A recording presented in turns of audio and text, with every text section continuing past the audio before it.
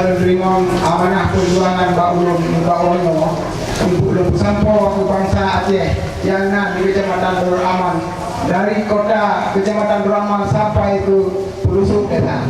Hidup Pandaja! Hidup berdua! Hidup berdua! Hidup berdua!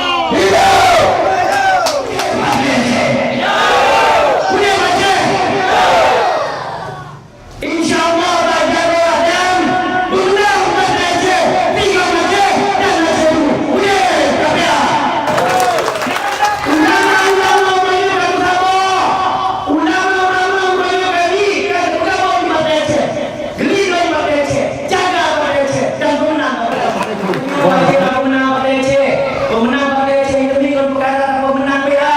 InsyaAllah ya Allah, PA akan menang di Aceh Timur. Amin. Amin.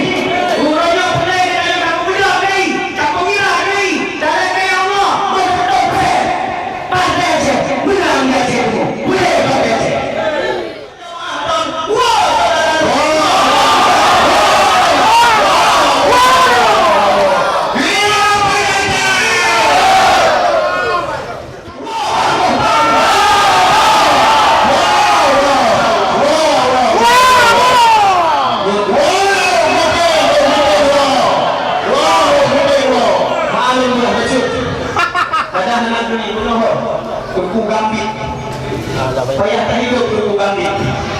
Hidup Tuku Gambit. Gerak Tuku Gambit dalam dan bukan.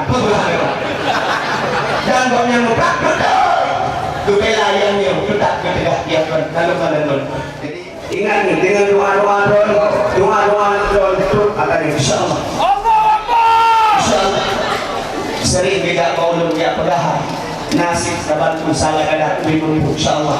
Yang penting adanya kita jaga, amanah kita jaga. Hidup Pandaja!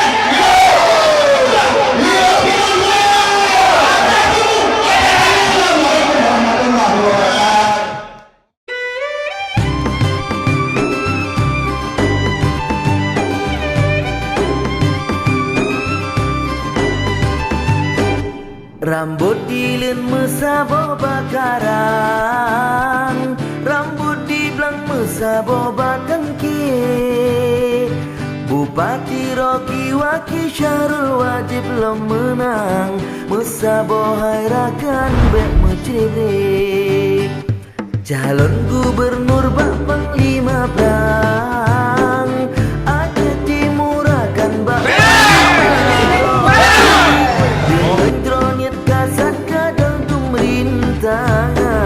InsyaAllah menang Allah lebih. Aceh Timur beres.